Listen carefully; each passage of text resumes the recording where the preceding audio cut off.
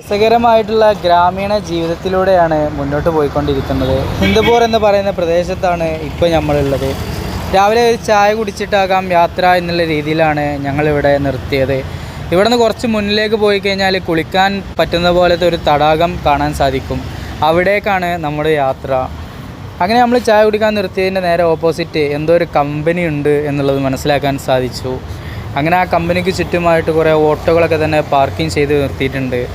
ഓട്ടോയിലേക്ക് നോക്കുമ്പോൾ പല വിധത്തിലുള്ള ഇപ്പിടങ്ങളൊക്കെ തന്നെ അറേഞ്ച് ചെയ്ത് വെച്ചത് കാണാൻ സാധിക്കുന്നുണ്ട്.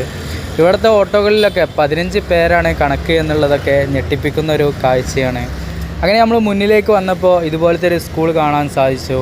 കുട്ടികളെല്ലാം തന്നെ യൂട്യൂബിൻ്റെയും ഫേസ്ബുക്കിൻ്റെയും ഇൻസ്റ്റഗ്രാമിൻ്റെയും ഒക്കെ ചിഹ്നം കണ്ടിട്ട് അത്ഭുതത്തോടെയാണ് നമ്മളെ നോക്കിക്കാണുന്നത്. ഇവിടെ ചെറിയൊരു തണൽ കിട്ടിയപ്പോൾ നമ്മളിവിടെ നിർത്തിയിട്ടതാണ്. അതുകൊണ്ട് തന്നെ കുട്ടികൾക്കും രസമാണ്. നമ്മൾ ആ ഒരു രസത്തിൽ ഇങ്ങനെ അവരുമായി കുറച്ചു നേരം സല്ലപിച്ചു. പിന്നീട് നമ്മൾ മുന്നിലേക്ക് പോകുമ്പോൾ ലേക്ക് പാക്ഷി എന്ന് പറയുന്ന സ്ഥലത്താണ് എത്തിയിട്ടുള്ളത്. അങ്ങനെ ഈ ഒരു സ്ഥലത്തൊരു ടാങ്കറിൽ വെള്ളം കൊണ്ടുപോകുന്നത് കണ്ട് അപ്പം നമ്മൾ ഇവിടുന്ന് വെള്ളം പിടിച്ചിട്ടാകാം ഇനിയുള്ള യാത്ര എന്നുള്ള രീതിയിലാണ് ഇവിടുന്ന് വെള്ളം പിടിച്ചുകൊണ്ടിരിക്കുന്നത്. കേരളം വിട്ടു കഴിഞ്ഞാൽ ഇതുപോലത്തെ വണ്ടികൾ നമുക്ക് ഒരുപാട് കാണാൻ സാധിക്കും. ഇതിൽ നിന്നും വെള്ളം പിടിക്കാനായിട്ട് 5 രൂപ മുതൽ 20 രൂപ വരെയുള്ള ഗ്യാപ്പിൽ 30 രൂപ വരെയൊക്കെ ആയിട്ടുണ്ട്. എങ്കിലും നമുക്കിത് വലിയൊരു കിട്ടലാണ് എന്നുള്ളതാണ്. അങ്ങനെ നമ്മൾ തൊട്ടടുത്തായിട്ട് കണ്ടിട്ടുള്ള ഒരു ഫാമിലി നടത്തുന്ന ഒരു കടയിലേക്ക് ചെന്ന് മസാല ദോശ പറയുകയാണ്. കുപ്പിവെള്ളം ഇട്ട കൈകളാലാണ് മസാല ദോശ ഉണ്ടാക്കിക്കൊണ്ടിരിക്കുന്നത്. വളരെയധികം രുചികരമായിട്ടുള്ള മസാല ദോശയായിരുന്നു.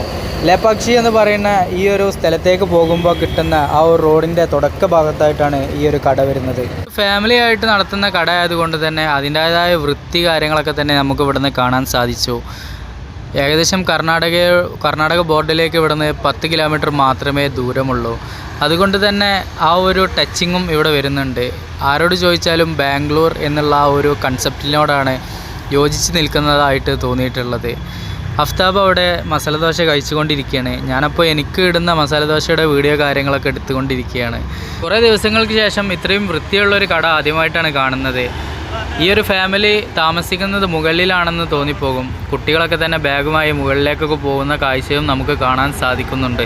പുഷ്പം പോലത്തെ ഇഡ്ഡലിയാണ് നമുക്ക് ഇവിടുന്ന് കിട്ടിയത്. വളരെയധികം സോഫ്റ്റും വളരെയധികം രുചികരവുമാണ് എന്നുള്ളതാണ് പ്രത്യേകത.